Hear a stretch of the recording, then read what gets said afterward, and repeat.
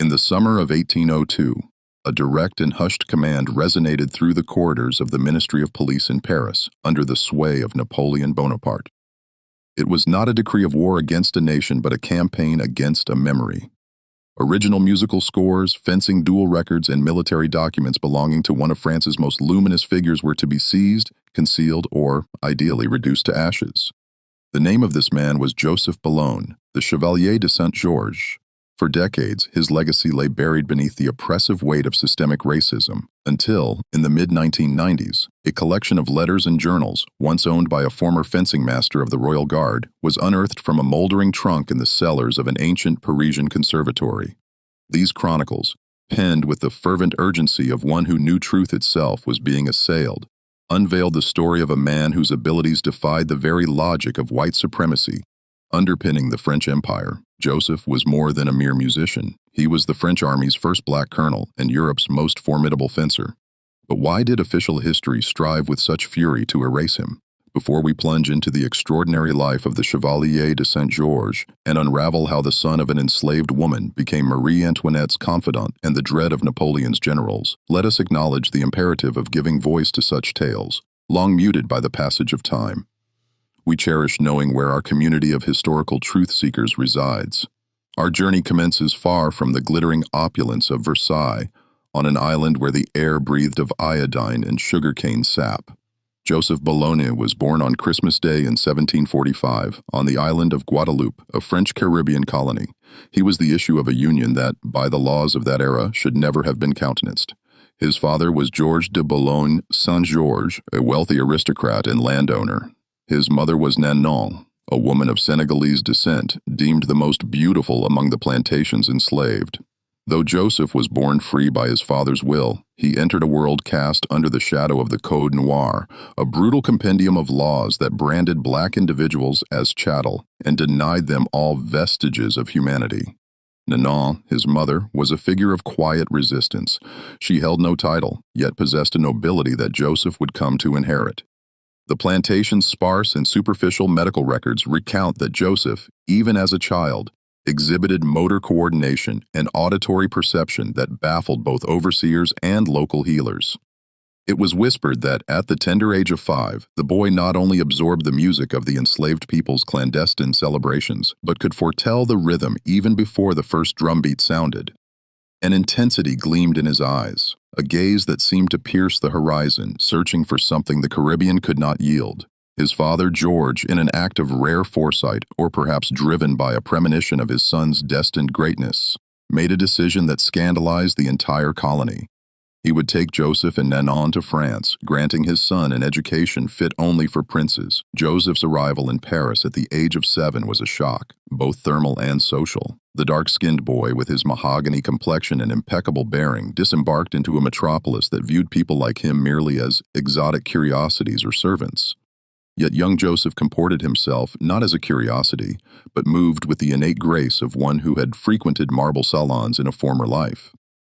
Joseph's father enrolled him in Paris's elite educational institutions. It was at the Académie d'Armes de la Boissière, however, that the true phenomenon of Saint-Georges began to unfold. La Boissière, the kingdom's most revered fencing master, recorded in his memoirs that throughout his entire professional life, he had never encountered a pupil like Joseph. The boy possessed reflexes that the science of the age could not fathom. His movements were not merely swift, they were preternaturally anticipated. It was as though Joseph perceived the adversary's blade 2 seconds before its movement began. He fights not with his body, but with his mind, La Boissière penned in a journal, later to be seized upon by historians to reconstruct the legend. The white Parisian elite, initially scornful, soon found themselves gripped by terror. How could a youth of mixed heritage, a mulatto, vanquish the sons of dukes and generals with such effortless grace? Joseph's intellectual prowess in fencing was a living affront to the theory of black inferiority. He shattered the very system through his sheer existence of excellence. By his teenage years, Joseph Bologne was already hailed as France's finest fencer, yet he was on the cusp of unveiling a second facet to his genius, one even more perilous to aristocratic sensibilities, the violin. While Joseph Bologne's name became a whispered dread within fencing academies, a new sound began to emanate from the windows of his residence on Rue de Richelieu. It was a sound belonging not to the realm of duels, but to the ethereal world of angels. For several hours each day, Joseph had exchanged the foil for the violin bow. His contemporaries, in journals kept secret for decades, described the supernatural ease with which he mastered the instrument. The renowned composer François-Joseph Gossec, then leading the vanguard of French symphonic music, became our scientific observer in this chapter of Saint-Georges' life. Gossec noted in his personal writings that Joseph did not merely learn music, he seemed to recall a language he had already mastered in another existence. Gossec was astonished to witness that the same mathematical precision and electric reflexes Joseph employed to disarm his fencing adversaries were now applied to execute the most intricate passages ever composed for the violin. At this juncture, the Chevalier de Saint-Georges was no longer merely Joseph, the prodigious mulatto. He was a force of nature, defying the very molecular structure of French society. In 1769, Joseph joined the Concert des Amateurs, one of Europe's most esteemed orchestras. In a short span, he ascended not only to principal violinist, but assumed leadership of the orchestra itself. Under his baton, French music attained a level of discipline and vigor previously unknown. But genius bears a heavy cost, especially when one lives under the aegis of the Code Noir. Joseph stood at the heart of the Enlightenment's intellectual maelstrom, frequenting the same salons as Voltaire and Rousseau. Yet, while these philosophers penned treatises on universal liberty, many still privately maintained, in their secluded essays, that intelligence was a gift bestowed exclusively upon the white race. Saint Georges was the living, pulsating, thundering proof of their error. Every note from his violin concerto struck like a hammer blow against the era's mental cage. It was during this period that Joseph captured the attention of France's most powerful, yet simultaneously most tragic figure, Queen Marie Antoinette. Documents salvaged from Austrian diplomatic archives suggest that the relationship between the Queen and the Chevalier was steeped in a mutual admiration that defied all the rigid protocols of Versailles. Saint Georges was a frequent visitor to the Queen's private chambers, where he would play the violin alongside her at the piano. Envision the scene within the gilded corridors of Versailles, where racism was the norm and etiquette a weapon. An Austrian queen and a black musician from Guadeloupe sharing scores and musical confidences. This profound intimacy infuriated the court. Anonymous, cruel pamphlets began to circulate, insinuating that Joseph was an exotic monster bewitching the monarchy with his inferior art. The tension reached its breaking point in 1777, during the event that would forever be known in occulted records as the affair of the Paris Opera. The directorship of the prestigious Royal Academy of Music, the Paris Opera, fell vacant. It was the most significant musical position in all of France, perhaps in the entire Western world. Joseph Bologne, the Chevalier de Saint-Georges, was the undeniable candidate. He was the foremost violinist, the most esteemed conductor, and the city's most celebrated composer. King Louis XVI was inclined to appoint him, swayed by Marie Antoinette's influence. However, the system retaliated with visceral ferocity. 3 of the opera's principal cantatrices, led by Sophie Arnould, dispatched a formal petition to the Queen. The document, surviving in fragments within the secret police archives, stands as a masterpiece of systemic hatred. They declared that their honor would be stained, and their consciences would not permit them to submit to the directives of a mulatto. They preferred to witness the opera's closure rather than see a black man preside over the nation's foremost cultural institution. Joseph, who had already vanquished Europe's finest fencers and enchanted the most discerning ears, now faced a barrier his sword could not cleave and his violin could not transcend.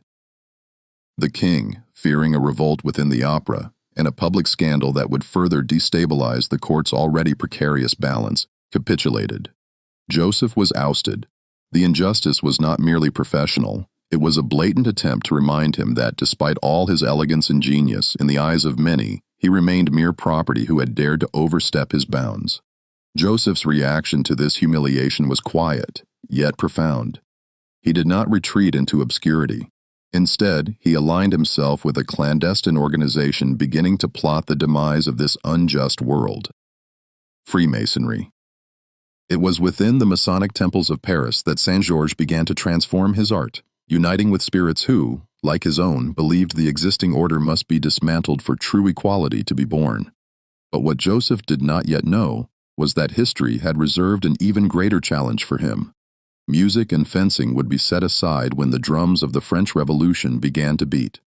The Chevalier de Saint-Georges would cease to be the Black Mozart and become the Black Colonel, leading an army of men who, like him, had been underestimated by history. And it is here that we uncover the reason why Napoleon Bonaparte would, years later, attempt to erase every vestige of his existence. The calendar turned to 1789. Paris no longer breathed expensive perfumes, but sweat, fear, and a violent hope that began to simmer in its streets. As the Bastille crumbled and the old world disintegrated, Joseph Bologne made a decision that would seal his ultimate destiny. The man who had been the Queen's favorite, who wore the finest silks and frequented the most exclusive dinners, shed his aristocratic skin. Joseph understood that violin scores, however beautiful, could not silence the clang of chains still reverberating through the colonies. Saint-Georges was among the first to enlist in the National Guard, but he would not be a mere soldier lost in the throng. In 1792, amidst threats of foreign invasion and internal instability, a revolutionary military document emerged, altering the very face of the French army, the creation of the National Legion of Americans and the South. It would forever be etched into military archives, those Napoleon failed to incinerate, under the name Légion Saint-Georges. For the first time in modern European history, an army of over 1,000 men, composed entirely of free black and mulatto individuals from the colonies, would march under the command of a black officer. Joseph Bologne, now Colonel Saint-Georges, led a hussar force that struck terror into the enemies of France. Our historical observers of the era, officers who served under his command, depicted Joseph not only as a master of tactics but as a leader possessing an icy calm amidst battle's fire. A certain mystique enveloped Joseph's command of his troops. It was recounted that on freezing nights at the Belgian border, he could discern the movement of Austrian troops through the very earth, an extension of his honed musician's auditory perception. Under his command, the Légion Saint-Georges became an elite unit, yet even as Joseph secured victories on the battlefields of Lille and Tournai, a far more ominous shadow began to fall upon him in Paris. The shadow of the guillotine and the gaze of an ambitious young officer named Napoleon Bonaparte. Before we unveil the ideological confrontation that transformed Joseph into a target of the state, ponder this. Were you aware that a black army fought at the heart of the French Revolution? Why, then, do you believe this truth was never imparted in our history books? Such reflections help sustain vital discourse and safeguard these muted truths. Should this deep immersion resonate with you, a gesture of appreciation is always welcomed. The paradox of Joseph's life was cruel indeed. He fought for liberty, equality, and fraternity, yet the revolutionaries themselves harbored suspicion of his brilliance. During the Reign of Terror, under Robespierre's command, Saint-Georges' genius was weaponized against him.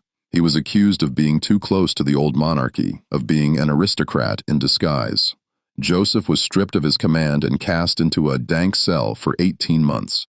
There, in the silent solitude of his dungeon, bereft of his violin and his sword, he faced the ultimate trial of his spirit. Accounts from other surviving prisoners describe a man who, even in the desolation of his confinement, retained a regal bearing. He taught music to fellow detainees and debated philosophy with those awaiting the guillotine's eager blade. He was a man the system sought to crush, yet whose soul seemed forged from the very same steel as his swords. Joseph survived the terror, but the France he re-encountered upon his release was irrevocably changed. Napoleon Bonaparte was ascendant, bringing with him a worldview that held no place for a black hero of Joseph's genius. In 1802, Napoleon made the most infamous decision of his career. He reinstated slavery in the French colonies, revoking the 1794 abolition decree. This was the fatal blow delivered to Joseph's very heart. The man he had helped protect as a soldier was now re-enslaving his people. Saint-Georges attempted to re-enter military service, sought to contend against this injustice, but he met with closed doors and the erasure of his records. He was forbidden from leading troops. His music ceased to grace the grand theaters. Joseph's final years are veiled in melancholic mystery. He returned to the violin, playing in intimate venues, dwelling in obscurity within a small Parisian apartment. Yet, genius does not easily extinguish. Even though forgotten by the elite, young Parisian musicians continued to seek him out in secret, eager to learn the technique that transformed the violin into an extension of the nervous system. Joseph Bologne died in June 1799, but the true assassination occurred thereafter. Napoleon, fearing that Saint-Georges' figure might incite colonial revolts, mirroring that led by Toussaint Louverture in Haiti, ordered the systematic destruction of his image. He sought to instill the belief that intelligence and courage were exclusive attributes of white Europe. Yet, as we shall uncover in this epic's conclusion, truth possesses a strange capacity to outlive both fire and the ravages of time. Joseph Bologne's death in 1799 marked the genesis of one of modern Europe's most aggressive campaigns of historical erasure. When Napoleon Bonaparte reinstated slavery in 1802, he did not merely shackle bodies. He attempted to shackle the past itself. The emperor knew that Joseph's mere existence, a black man superior to the white elite in every endeavor, was living proof that state-sanctioned racism was an intellectual imposture. Throughout the 19th century, Saint-Georges' name was systematically expunged from the curricula of French conservatories. His operas ceased to be staged. His scores were left to mold in damp archives or deliberately destroyed under ministerial decree. The objective was unambiguous. Joseph Bologne was to become a forgotten footnote, a mulatto myth who had never truly existed. But destiny possesses an ironic means of dispensing justice. In this final chapter, our scientific observer assumes the form of modern musicology itself. In the 1990s, scholars and historians, spurred by fragments of letters and cross-references within fencing documents, began to sift through the debris of French memory. What they unearthed was a veritable goldmine of genius. They discovered that Joseph had not merely followed trends. He had been the architect of new styles of violin concerto that influenced none other than Wolfgang Amadeus Mozart himself. Comparative documents suggest that Mozart, during his sojourn in Paris in 1778, resided under the same roof as Saint-Georges at the palace of the Duc de Chaulnes. Mozart was a young prodigy in pursuit of renown, while Joseph was the established master of Paris. It is impossible to disregard the striking similarities between Joseph's concertos and the works Mozart composed immediately following this encounter. Yet, while Mozart was canonized by history, the man who inspired him was silenced by the Code Noir. Today, when we listen to the symphonies of the Chevalier de Saint-Georges, what we hear is not merely music, it is the resounding echo of resistance. Every note that survived Napoleon's Inferno is a testament that the light of black intelligence cannot be extinguished. Joseph Bologne triumphed. The empires that sought to erase him have crumbled. Versailles stands as a museum of a bygone era. Robespierre's guillotine is a collector's artifact. But the vibrations of Joseph's strings remain alive, resonating in concert halls from London to Tokyo, from New York to Paris. The story of the Chevalier de Saint-Georges teaches us that the greatest fear of an oppressive system is not brute force, but superior intellect allied with unshakable courage. Joseph was dangerous not because he wielded a sword, but because he carried a truth, that genius knows no color and dignity acknowledges no master. He was the hero France attempted to assassinate twice, first in life by denying him the stations he deserved, then in death by attempting to burn his work. But just like the Jean-Baptiste we previously encountered, the Chevalier Saint-Georges now inhabits a realm beyond the system's reach. He lives in the collective memory of a people who refuse to forget. As you contemplate the profound depth of Joseph Bologne's life, do you believe that had Saint-Georges been recognized in his own time, the course of inequality in Europe might have diverged? Should you know anyone who needs to discover that our history is woven with tales of geniuses and colonels, maestros and warriors, consider sharing this narrative. Truth is a fire that, once kindled, no one can extinguish. Thank you for joining us on this profound journey through the hidden history of the Chevalier de Saint-Georges. Your presence ensures that these voices from the past continue to resonate. Your final thoughts are valued, for you are the new custodians of these truths that time sought to obscure. Remember, the stories they strove to erase are the ones we must tell with the loudest voice. The voices they attempted to silence are the ones we must amplify. We shall meet again, to continue rending the veil of oblivion and revealing the true visage of our history. Until then,